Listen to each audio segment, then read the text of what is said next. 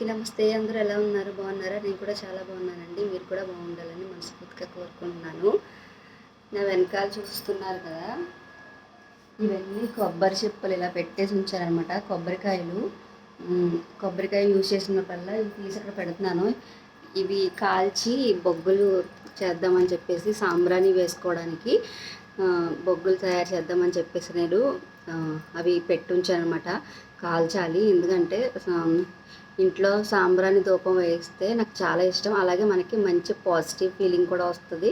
అలాగే ఇంట్లో అలా ధూపం వేయడం వల్ల సాంబ్రాణి ధూపం ఇలా నిప్పుల్లో వేసి సాంబ్రాణి చాలా మంచిదండి. సో అందుకని నేను చెప్పేసి కొబ్బరికాయలు యూజ్ చేసినప్పుడల్లా నేను తీసుకొచ్చి అవన్నీ అక్కడ పెట్టేశాను అనమాట. ఇప్పుడు అవన్నీ కాల్చేసి వాటిని అయితే బొగ్గుల కింద తయారు చేసి ఇంకా సాంబ్రాణి వేస్తాను అనమాట. ఫ్రైడే అలాగే ట్యూస్డే కూడా వేస్తాను. ఇంకా ఈరోజు వ్లాగ్ ఏంటంటే, నిన్న లాస్ట్ వీడియోలో చెప్పాను కదా, ఇన్స్టెంట్గా జున్ను ఎలా చేసుకోవచ్చు అన్నది. చాలా టేస్టీగా ఉందండి. అది ఇన్స్టెంట్ జున్ను పౌడర్తో నేను ఆల్రెడీ చూపించాను కదా మీకు. జున్ను పౌడర్, కామధేను జున్ను పౌడర్ నేను ఆన్లైన్లో ఆర్డర్ చేసుకున్నాను అనమాట. ఇక్కడైతే షాప్స్లో దొరకదు, మనకి ఆంధ్రాలో దొరకొచ్చేమో, షాప్స్లో దొరకవచ్చు. అసలు రియల్గా మనం అప్పుడే తెచ్చిన జున్ను పాలతో జున్ను వండితే ఎలా ఉంటుందో అదే టేస్ట్.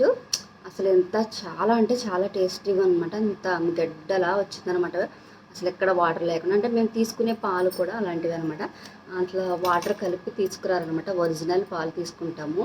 అంటే ఈ జున్ను వండడంలో తెలిసిపోయింది ఆ పాలు చాలా ఒరిజినల్ అనేసి. అసలు ఇంత వాటర్ కూడా రాలేదండి జున్ను నుంచి, అంతలా ఉందనమాట. అంటే పాలు కరెక్టేనాను కదా, బాగా అసలు వాళ్ళు వాటర్ కలపకుండా మనకి ఇస్తున్నారనే కదా అర్థం. అంత బాగా వచ్చింది జున్ను. ఎలా వచ్చింది ఏంటనేది నా జున్ను మీకు ఇప్పుడు చూపిస్తాను, చూడండి. లాస్ట్ వీడియోలో జున్ను పొడి పౌడర్ తీసుకున్నాను, ఎలా చేస్తానో చూపిస్తాను కదా. ఇప్పుడైతే నేను చేసి చూపిస్తాను. ఇప్పుడు జున్ను ప్యాకెట్ అయితే ఈ పౌడర్ని ఈ విధంగా ఒక బౌల్లోకి అయితే తీసేసుకోవాలి. కంప్లీట్గా ఒక ప్యాకెట్ తీసేసుకోవాలి. ఒక ప్యాకెట్కి 1/2 లీటర్ పాలు అయితే పడతాయి. ఒక 100 గ్రాముల బెల్లం అయితే వేసేసాను, బెల్లం పొడి. అలాగే యాలకుల పొడి కూడా కొద్దిగా వేసుకోవాలి. 1/2 లీటర్ పాలు కూడా చిక్కని పాలు మంచిగా ఉండేవి తీసుకోండి. ఇవి ఉండలు లేకుండా మొత్తం అంతా కూడా బాగా మిక్స్ చేసేసుకోవాలి ఈ విధంగా. ఇప్పుడు ఈ బెల్లంలో ఏమైనా తొక్కుంటే గనక ఈ విధంగా మనం వడకట్టేసుకుంటే చెత్త ఏమైనా ఉంటే బయటకు తీసేసుకోవచ్చు అనమాట. ఇలా నీట్గా వడకట్టేసుకొని ఇప్పుడు ఈ పాలల్లో మనం మిరియాల పొడి అయితే పైన యాడ్ చేసేసుకోవాలి. నేను ఆల్రెడీ మిరియాల పొడి ఇంట్లోనే మిక్సీలో పట్టేసి ఉంచాను అనమాట. సో ఈ మిరియాల పొడి వేసేసిన తర్వాత ఒక పెద్ద గిన్నె పెట్టి అందులో వాటర్ వేసి ఇలాంటి స్టాండ్ ఒకటి పెట్టేసుకొని దానిపైన ఈ గిన్నె, మనం జున్ను పాలు వేసుకున్న ఈ గిన్నె, దానిపైన ఒక మూత, ఈ పెద్ద గిన్నెకి ఒక మూత పెట్టేసుకొని ఏదైనా ఆవిరిపోకుండా ఏదైనా బరువు పెట్టుకోండి. ఒక 15 మినిట్స్ అయితే మనకు ఉడికిపోతుంది. తర్వాత మీరు ఉడికిందో లేదో చెక్ చేసుకోవడానికి ఇలా చాకు పెట్టి చూడండి ఎక్కడ అంటుకోలేదు కదా. మనకి జున్ను అయితే రెడీ అయిపోయింది అనమాట. నెక్స్ట్ డే మార్నింగ్ చూడండి, చక్కగా జున్ను అయితే తీసి చూస్తే సూపర్ అంటే సూపర్గా వచ్చింది. ఎంత గడ్డలా వచ్చిందంటే, అప్పుడే ఇంటి దగ్గర గేదెలు వీంతే పాలు ఇస్తారు కదా, జున్ను పాలు, వాటితో ఎలా వండితే జున్ను ఎలా ఉంటుందో అంతకన్నా పర్ఫెక్ట్, చాలా బాగుంది. టేస్ట్ అయితే అదిరిపోయింది అనమాట. నా జున్ను కోరిక అయితే తీరిపోయింది.